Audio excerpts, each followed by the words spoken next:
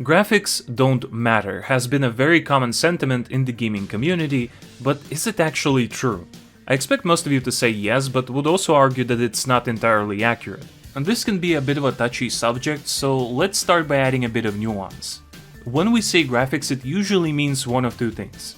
First, there's graphics in a technical sense, like how the game is rendered, the fidelity, what sort of technology it utilizes, the sort of thing that Digital Foundry picks apart under a microscope whenever a new game comes out. And then there's graphics in the artistic sense, or how good the game actually looks, if it's pleasant, cool, inspiring, or interesting. This is the part that ultimately has a massive impact on the game, and the one we're going to be talking about today.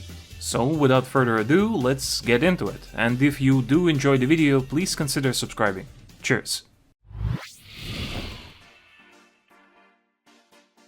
So when you hear stuff like graphics don't matter or gameplay is king, it's usually coming from a more hardcore part of the audience.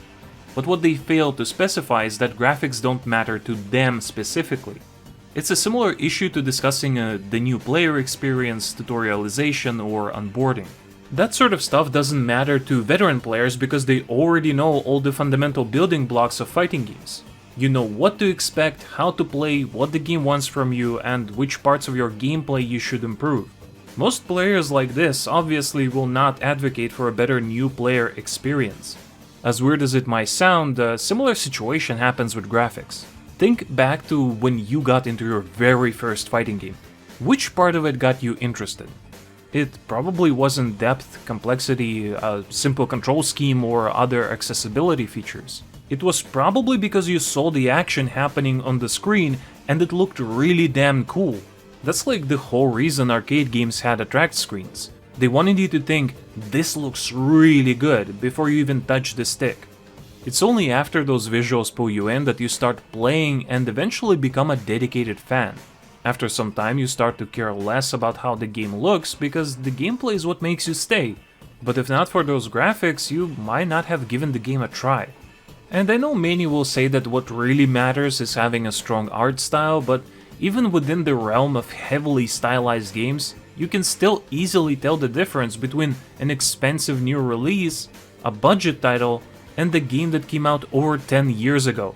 This is important because oftentimes when a new game comes out and looks underwhelming, we as fans of the genre will dismiss any criticism of the visuals and find every excuse in the book. But things like that matter if we want the game we love to perform well. If it's priced like a premium product, people will expect it to look like a premium product. If it doesn't, then something has to change. Either the graphics or the price. There is so much more to say about this topic, but we're a bit short on time this week, so for now we thought this could be a quick little point for discussion. Tell us how you feel about the importance of presentation in a fighting game, and we're gonna see you next time.